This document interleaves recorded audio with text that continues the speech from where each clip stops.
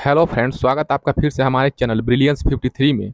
तो हमने इसके प्रीवियस लेक्चरों में प्रश्न नंबर 72 तक पढ़ा था। आज के इस लेक्चर नंबर 7 में हम लोग प्रश्न नंबर 73 से प्रश्न नंबर 73 से कंटिन्यू करेंगे। जो भी इसके पहले का प्रश्न आपको नहीं समझ में आया, आप लोग कमेंट करके बता सकते हैं। तो जो भी इस क्लास को पहली बार देख रहे हैं, हमारे चैनल को लाइक शेयर सब्सक्राइब डेल फर्स्ट सेमेस्टर वाले प्रशिक्षुओं के साथ इस क्लास को शेयर कर दीजिए। इस वीडियो के डिस्क्रिप्शन बॉक्स में टेलीग्राम का लिंक है, वहाँ से जाके हर एक क्लास का पीडीएफ डाउनलोड कर सकते हैं। और सारे सब्जेक्ट का हमने प्लेलिस्ट बना दिया है और मैराथन क्लास दे दिया है। वहाँ पे सारे बहुविकल्पी अति लघु लघुत्तरीय प्रश्नों को करा दिया है। वहाँ पे जाइए, आप लोग पढ़िए समझिए। प्रश्न number 73, computer software page maker किस ऑपरेटिंग सिस्टम से संबंध रखता है? तो कंप्यूटर सॉफ्टवेयर पेज मेकर एकल ऑपरेटिंग सिस्टम से संबंध रखता है। प्रश्न नंबर 74 देखिए, विंडोज डेस्कटॉप पर किसके द्वारा विभिन्न एप्लीकेशन और डॉक्यूमेंट को दर्शाता है? तो विंडोज डेस्कटॉप पर आइकन के द्वारा विभिन्न एप्लीकेशन और डॉक्यूमेंट को दर्शाता है।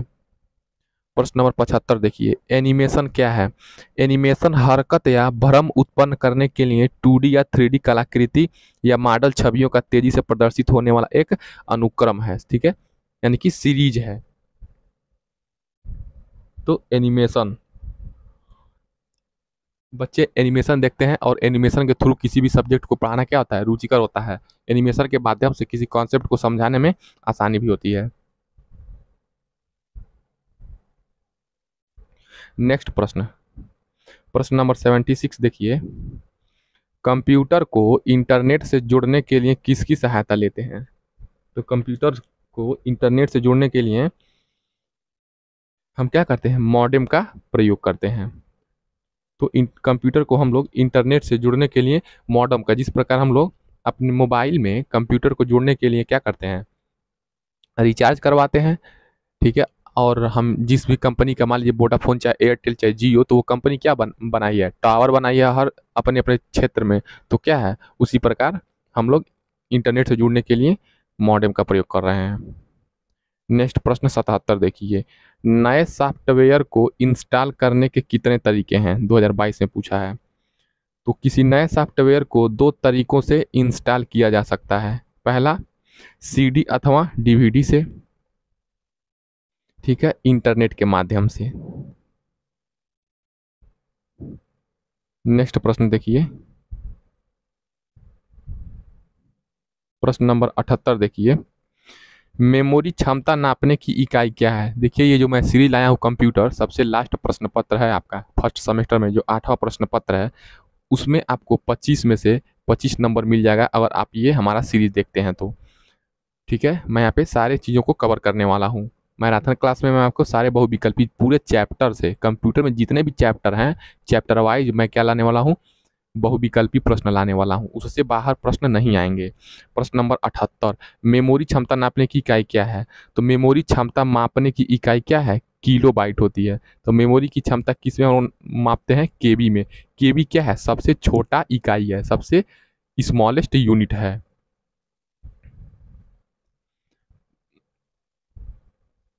प्रश्न नंबर 79, बाइनरी प्रणाली क्या है? यानी कि बाइनरी सिस्टम के बारे में पूछ रहा है। ठीक है, कंप्यूटर क्या समझता है? कंप्यूटर ना हिंदी समझता है हम लोगों की, ना इंग्लिश ना मराठी, कोई लैंग्वेज नहीं समझता है। उसके अंदर कोडिंग होता है, यानी कि वो क्या करता है, वो भी कोडिंग किस में होता है, 0 और 1 के माध्यम से। यानी कि वो बाइनरी अंक को समझता है, यानी कि बाइनरी नंबर को समझता है। तो कंप्यूटर में लगा इलेक्ट्रॉनिक सर्किट, आप कंप्यूटर को तोड़ेंगे या खोलेंगे, देखेंगे वहाँ पे क्या होता है, बहुत सारे इलेक्ट्रॉनिक सर्किटों का झंझावत होता है, उसमें जाली नुमा बिछा होता है उसी में। ठीक है, सर्किट केवल मशीनी भाषा ही समझ सकता है। तो जो कंप्यूटर में इलेक्ट्रॉनिक सर्किट लगा होता है, वो क्या करता है, मशीनी भाषा, ठीक है, मैकेनिकल लैंग्वेज को समझता है। इस भाषा में केवल दो ही अंकों का, अर्थात 0 एवं 1 का ही प्रयोग होता है। इसे हम लोग बाइनरी प्रणाली कहते हैं। ठीक है, और बाइनरी प्रणाली में विभिन्न रूल होते हैं, नियम होते हैं। प्रश्न नंबर 80, बीट क्या है? तो बीट बाइनरी डिजिट का संक्षिप्त रूप है। देखिए, बाइनरी बाइनरी डिजिट, तो देखिए बाइनरी हो जाएगा आपका ये बाइनरी, और डिजिट ये हो गया स्पेलिंग। तो इसी को क्या कहेंगे हम लोग, बी से आई, बी आई से बाइनरी हो गया, आया लास्ट वाला टी लेंगे तो बीट हो जाएगा। ठीक है, इसी को क्या कहेंगे, बाइनरी डिजिट का संक्षिप्त रूप, यानी कि बाइनरी डिजिट को हम लोग क्या कहेंगे, बी आई टी कहते हैं।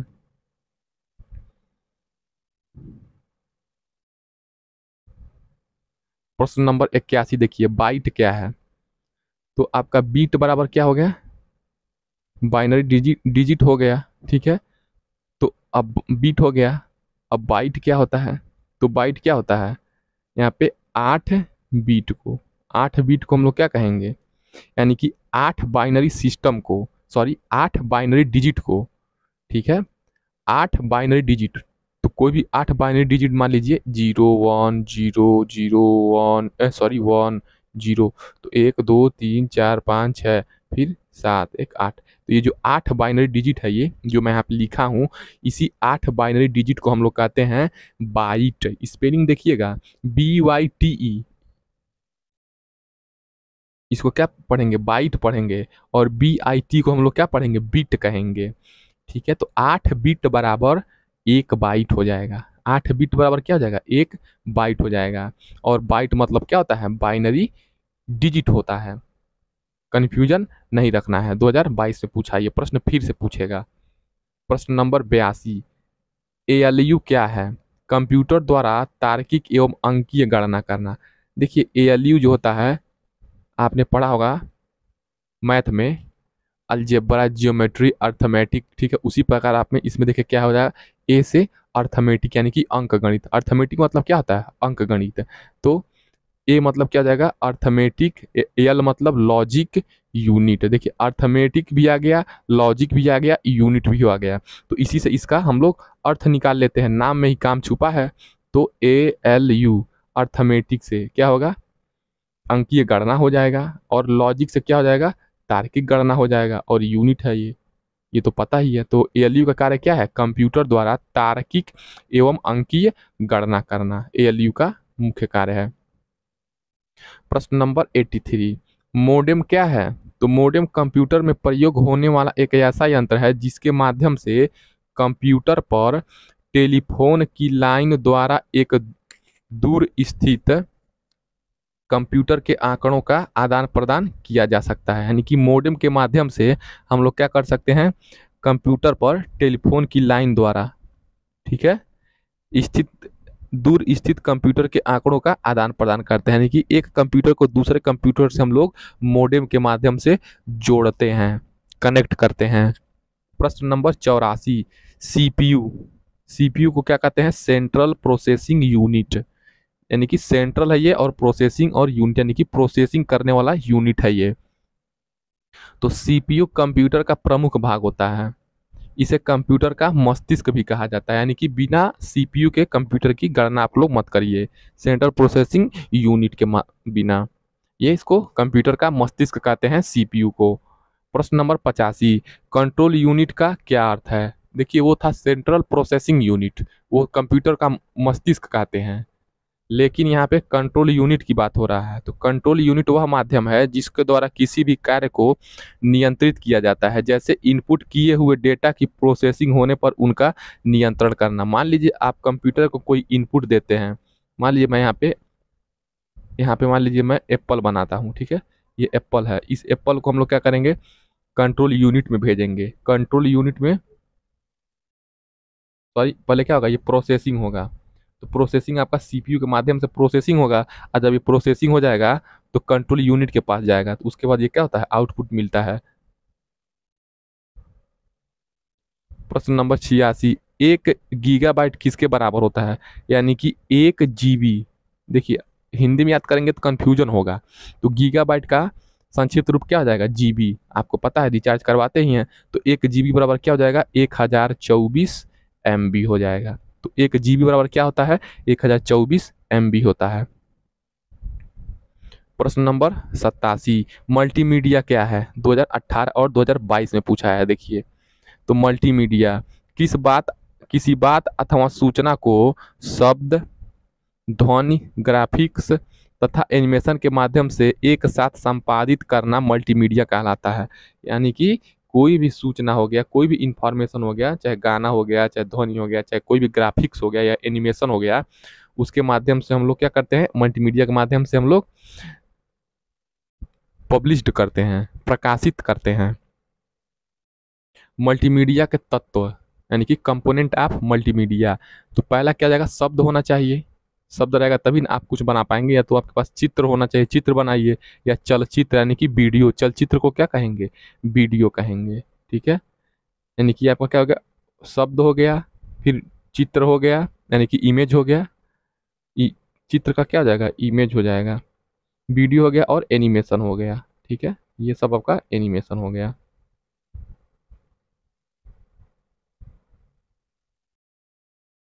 नेक्स्ट प्रश्न, प्रश्न नंबर 88 देखिए, आउटपुट किसे कहते हैं, 2018 में पूछा है। आउटपुट किसी कंप्यूटर में किसी भी किए गए कार्य द्वारा आया परिणाम आउटपुट करता है। सबसे पहले हम लोग इनपुट देते हैं, वो फिर क्या होता है, सीपीयू में जाता है, वहां पे प्रोसेसिंग करता है, और हमें क्या मिलता है, आउटपुट मिलता है। प्रश्न नंबर 89 देखिए, वेब ब्राउजर क्या होता है। तो वेब ब्राउजर, ब्राउजर एक ऐसा प्रोग्राम है जो उपभोक्ता एवं वेब सर्वर के मध्य संबंध स्थापित करता है। तो ब्राउजर क्या है, उपभोक्ता, यानी कि हम और आप क्या है, उपभोक्ता हैं, मतलब कोई भी कंपनी का फायदा उठा रहे हैं और अपना, हम लोग किसी भी वीडियो ऑडियो या फोन को यूज कर रहे हैं, तो हम ही लोग क्या है, हम ही लोग पैसा देते हैं, रिचार्ज करवाते हैं। ठीक है, या कोई भी एप्लीकेशन सॉफ्टवेयर हम लोग खरीदते हैं, तो हम लोग उपभोक्ता हुए। और वेब सर्वर के मध्य यानी कि हम लोग उपभोक्ता हुए, और हमारी जो कंपनी है, मान लीजिए कोई भी, उस कंपनी का क्या होगा, हम लोग तक पहुंचाने का जो माध्यम होगा उसको वेब सर्वर कहेंगे। तो हमारे और आपके और कंपनी के बीच में जो संबंध स्थापित करता है, उसी को हम लोग क्या कहते हैं, ब्राउजर कहते हैं। वेब ब्राउजर के कारण ही हम वर्ल्ड वाइड वेब यानी कि www में स्थित वेब पेजों को पढ़ने में सक्षम होते हैं। यानी कि बिना वेब ब्राउजर के माध्यम से हम लोग नहीं पढ़ सकते हैं किसी भी जो अपलोड होता है। कंप्यूटर में कुछ प्रचलित वेब ब्राउजर हैं, उदाहरणार्थ है, यानी कि कौन कौन से वेब ब्राउजर हैं, इंटरनेट एक्सप्लोरर है। आप कंप्यूटर खोलेंगे तो देखेंगे उसमें क्या होता है, इंटरनेट एक्सप्लोरर होता है, नेट स्केप नेविगेटर होता है। ठीक है, क्या होता है, नेट स्केप नेविगेटर आदि, ये सब क्या है, वेब ब्राउजर हैं।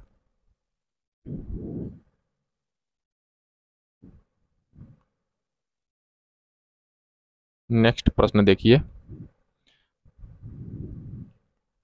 प्रश्न नंबर 90, विंडोज में नया फोल्डर किस प्रकार बनाया जाता है। तो नवीन फोल्डर को बनाने हेतु निम्नलिखित क्रियाएं करनी होती है, कौन कौन सी। सबसे पहले हम लोग क्या करते हैं, अपने डेस्कटॉप के किसी रिक्त स्थान पर माउस का दायां बटन, ठीक है, दाहिना बटन क्लिक करेंगे, उस इससे स्क्रीन पर एक कॉन्टेक्स्ट मेन्यू दिखाई देगा। ठीक है, सबसे पहले माउस का दाहिना बटन क्या करेंगे, क्लिक करेंगे, दो बटन होते हैं लेफ्ट और राइट में, और बीच में क्या होता है, स्क्रॉल बार होता है।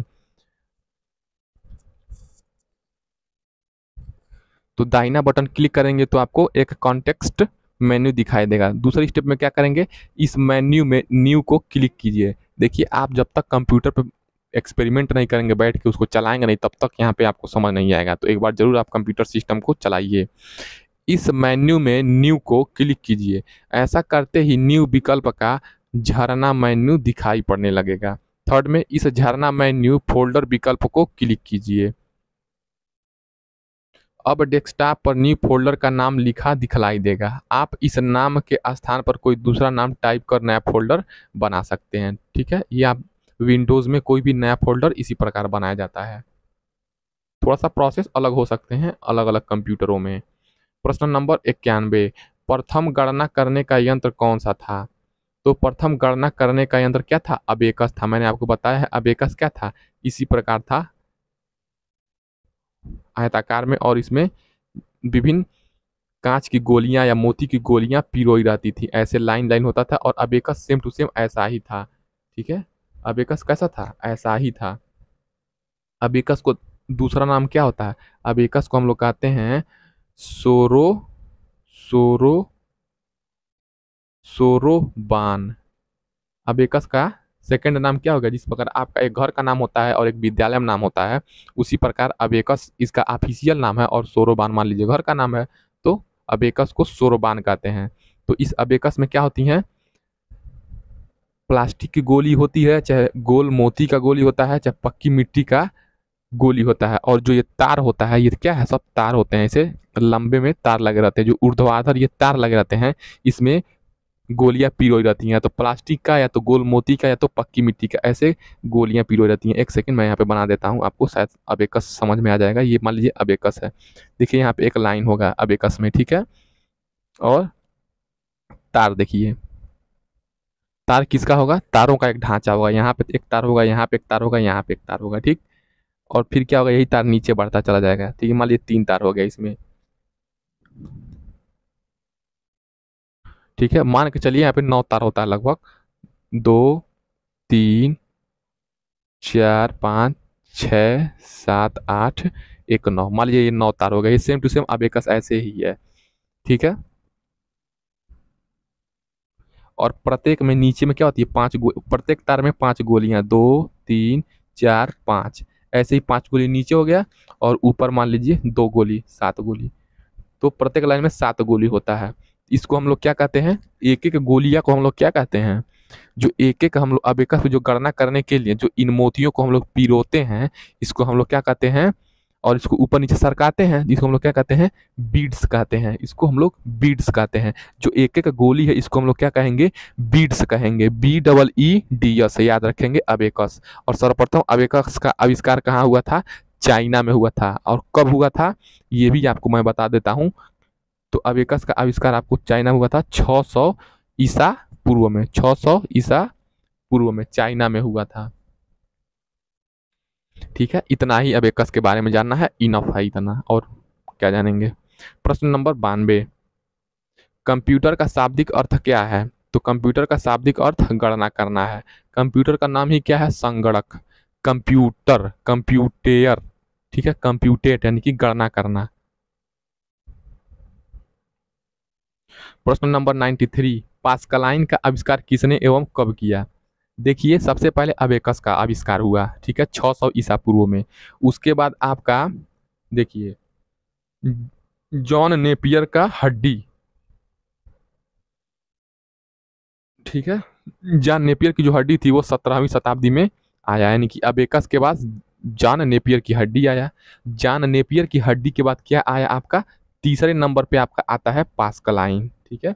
और इस पास्कलाइन का आविष्कार 1942 में पास्कलाइन का निर्माण किया गया था। किसने? Blaise Pascal. देखिए ब्लैक लिखा है, ब्लैक नहीं है ये, ब्लेज पास्कल। स्पेलिंग मैं बता देता हूँ ब्लेज पास्कल का, BLAISE, ब्लेज, PASCAL। तो पास्कलाइन का आविष्कार ब्लेज पास्कल ने 1942 में किया था, ठीक है। तो ब्लेज पास्कल ने पहला यांत्रिक गणना करने का यंत्र बनाया था, ठीक है। ये क्या है? यंत्र, ये यांत्रिक गणना, यानी कि ये मैकेनिकल कैलकुलेशन वाला था, यानी कि यांत्रिक गणना करने का यंत्र था। हम लोग इसको क्या कहते हैं? एडिंग मशीन भी कहते हैं इसको। हम लोग पास्कलाइन को क्या कहते हैं? एडिंग मशीन, यानी कि जोड़ने वाला, एडिंग मशीन। पास्कलाइन को हम लोग क्या कहेंगे दूसरे नाम से? एडिंग मशीन के नाम से भी हम लोग पास्कलाइन को जानते हैं। ये जो पास्कलाइन है, पास्कलाइन मशीन मुख्यतः क्या करता था? या तो जोड़ता था या तो घटाता था। तो एडिंग से स्पष्ट हो गया हो कि एडिंग है यानी कि जोड़ेगा, और जोड़ेगा तो क्या करेगा? घटाएगा भी। तो ये मुख्यतः पास्कलाइन क्या करता था? जोड़ता था या घटाता था। इसी का पास्कलाइन कहा गया इसी को। और 1942 में ब्लेज पास्कल द्वारा निर्माण किया गया था। इतना जान जाएंगे तो बहुत है, इनफ है इतना एग्जाम के लिए। प्रश्न नंबर 94, कीबोर्ड क्या है? आप अपने कंप्यूटर सिस्टम पे कीबोर्ड तो जानते ही होंगे।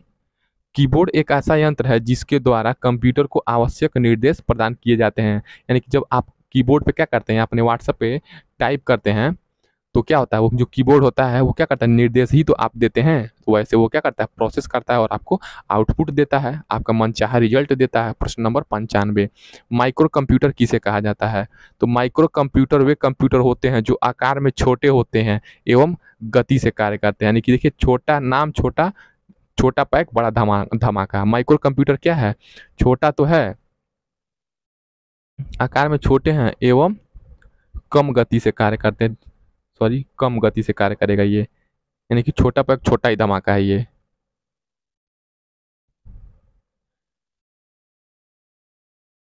कम गति से कार्य करते हैं।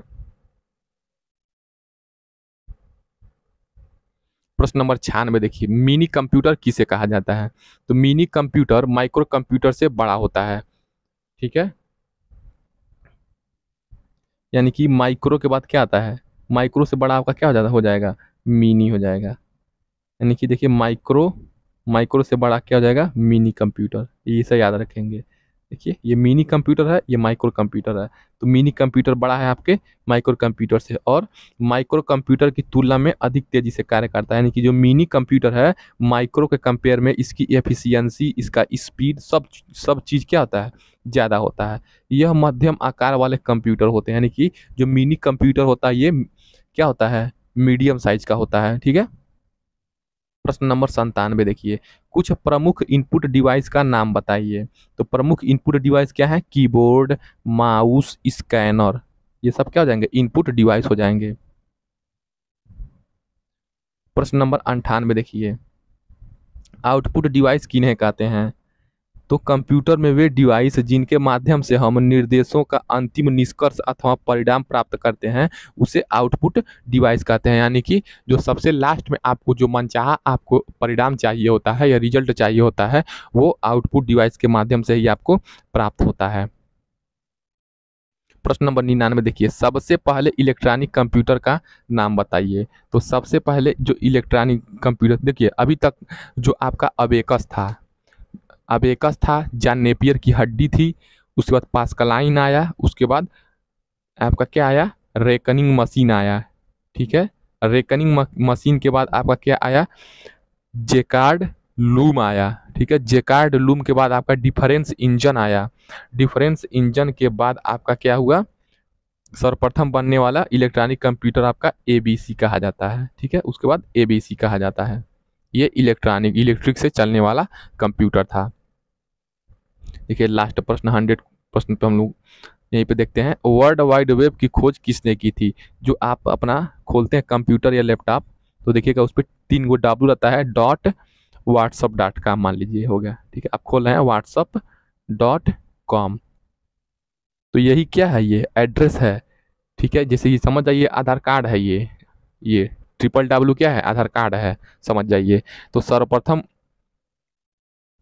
सर टीन बर्नर ली ने, तो तीन, देखिए तीन चीज है और नाम में तीन छुपा है, तो टी से 3 W यानी कि टीन हो गया। अब बर्नर ली, ठीक है, टीन बर्नर ली महोदय ने वर्ल्ड वाइड वेब की खोज की थी। तो सर सर जोड़ दीजिए, सर टीन वर्नर ली ने क्या किया था, वर्ल्ड वाइड वेब का खोज किया था।